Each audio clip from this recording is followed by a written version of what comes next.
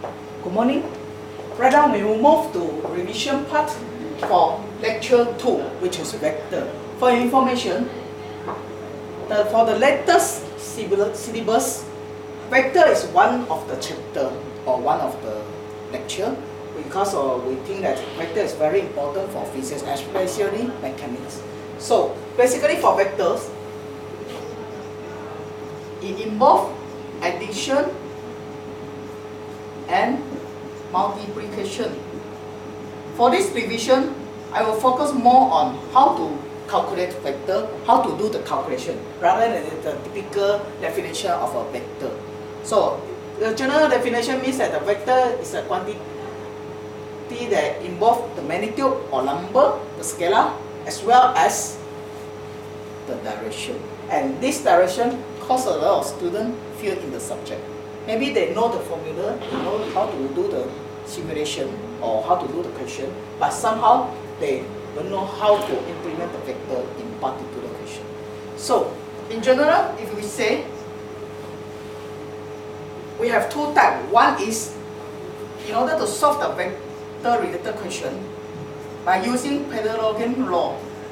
So, this one means that if this is vector A at here, vector B at here, then the resultant vector C is at the middle here. So this one C equal to vector A plus B.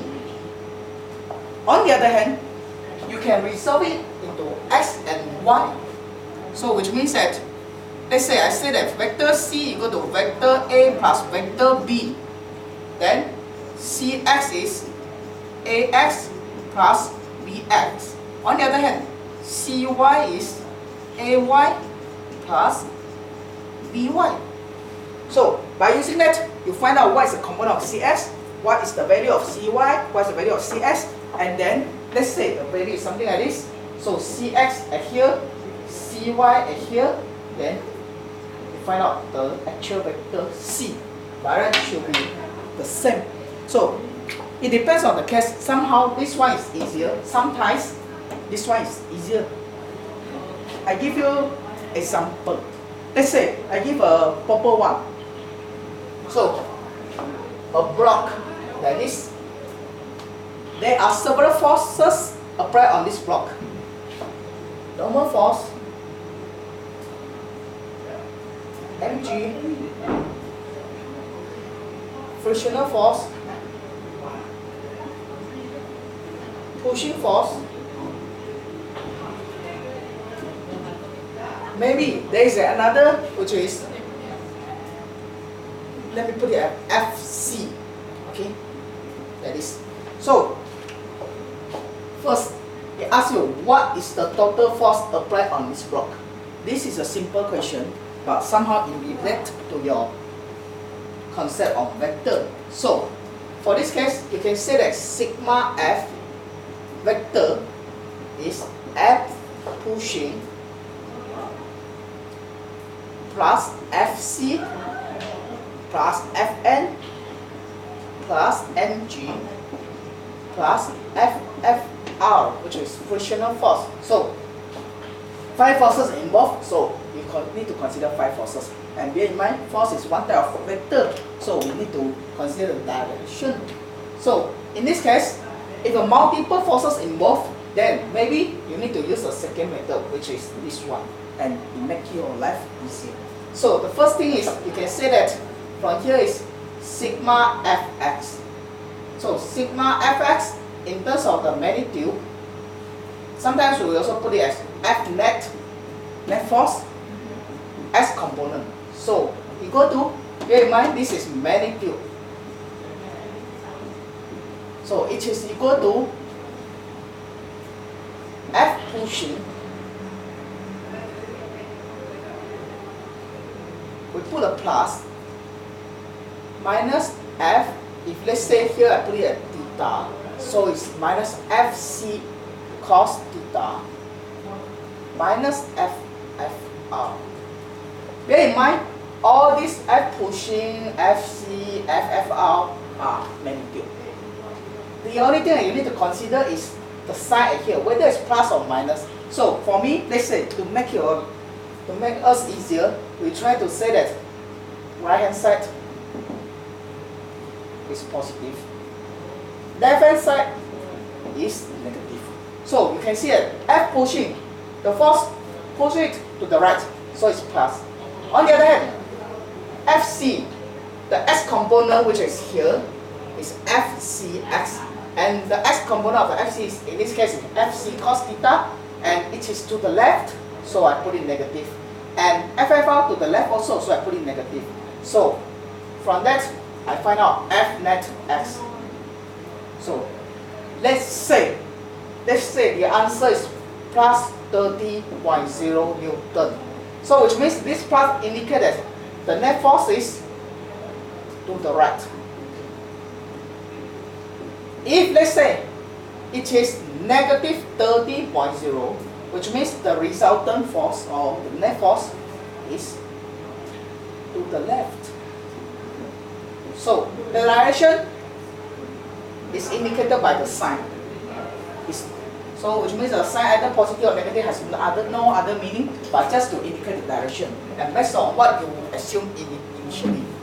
So I finish Fx, then I continue to the Fy. For the Fx here, let's say I say as I just now is plus 30, which is 30 Newton to the right. So F net y for this case is Fn minus mg minus Fc sine theta. So again you can see that the plus I here Fn because upward I consider is positive, downward I consider is negative. So in this case, again the same thing. So once I get this one, then if let's say the F net y is 40 Newton plus, then this one indicated the y component of net force is upward. So if there's an example where we say that okay, F net y is negative 25.0, it indicates downward. That is the meaning. And please take care of this one because basically it is very important in the like Newton's force, Newton's law, and also rotational motion involve a lot of these kind of things. So for the vector addition and subtraction, somehow I would like to give you a super short summary, which is most of the time we involve four components. I mean four scenarios, sorry. So the first scenario is when two objects or two forces or two vectors have the same direction.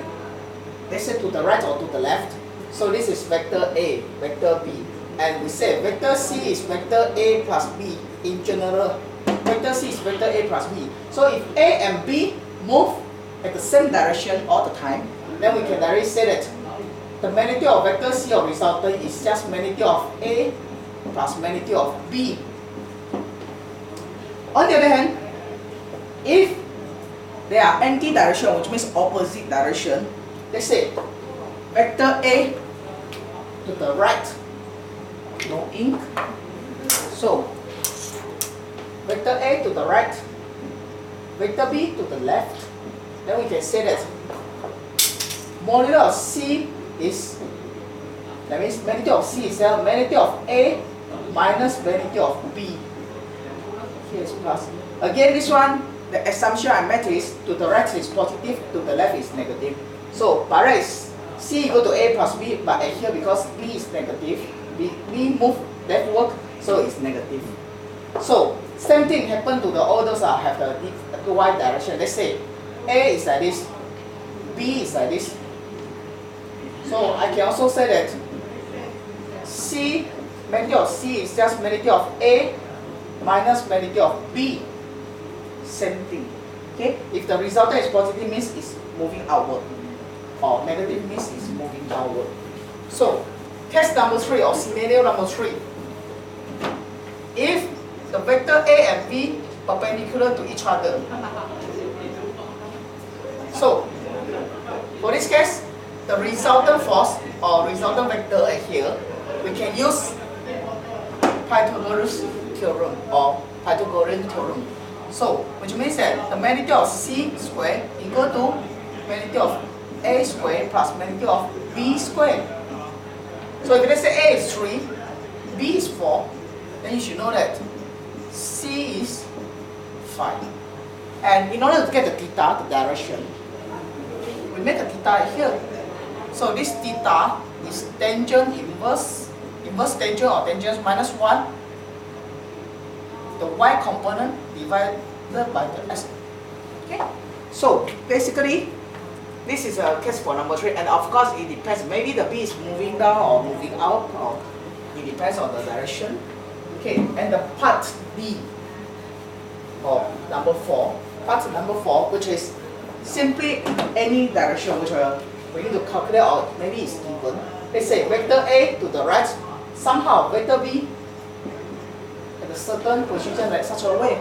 So in order to get this one, of course in general we say that based on the just now there were 2 types that I introduced just now, which is one is a parallelogram, another one is by resolving them into the x and y. So in this case, I can use Cx equal to Ax plus Bx, Cy equal to Ay plus Dy.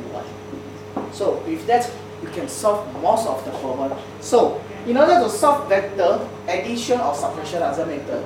The first thing is to identify where is the direction. Once you get the direction, the second is to calculate based on your experience, what do you know, whether you should use all those x and y components, or else maybe you can use Pythagorean theorem, something like that most of the time. And one more thing is, somehow students might get confused on the vector, where if it's like this, let's say vector A is here, vector B is here. So let's say my target is still to find out C equal to A plus B. So don't get confused. Basically, you can resolve this vector B into 2 components.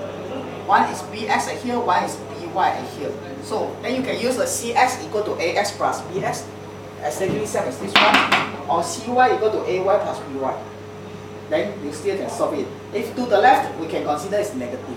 So for this one, let's say I give example. A actually here is 5. B, the B here is naturally 10, let's say. And the angle here is 30 degrees.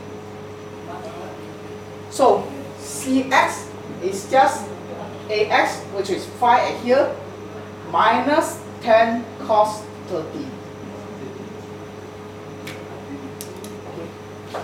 On the other hand, Cy is just minus or negative 10 sine 30. So we can assume that it's something like this. It depends what is the total direction. So the Cy is here. So you can see that most of the time by using this one, you resolve it into x and y, you can solve all the problem. And let me move to the last part on the vector, which is the multiplication. For multiplication, we have 2 types. One is dot product, one is cross product. Bear in mind, dot product actually gives you a scalar quantity. They say C equal to A dot B. So technically, mathematically, it's just the modulus of A times modulus of B cos theta. That's all. So in this case, vector A, let's say it's here. A equal to 3. B is here 50. So for this case, C equal to 3, let's say B is 5. 5 cos 50. The angle is just angle between A and B. So that's the simplest way. Somehow if we put it in the unit vector notation, so that let's say A equal to AXI plus AYJ. B equal to BXI plus BYJ. So C equal to, just get this one, AX times BX plus AY times BY.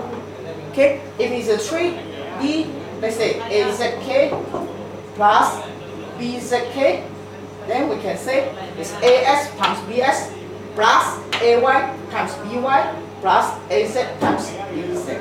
So it is quite simple. And the next is, I think this one no problem. And the next is maybe it's still new for you, which is a cross product. So cross product give you a vector, and basically let's say vector C equal to vector A cross vector B.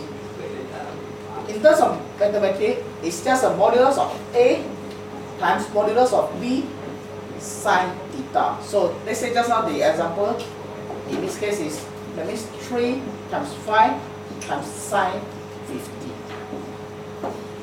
On the other hand, if let's say we can put it in the unit vector notation, then for A, I, J, K, just enter. So vector A, vector B, and vector C.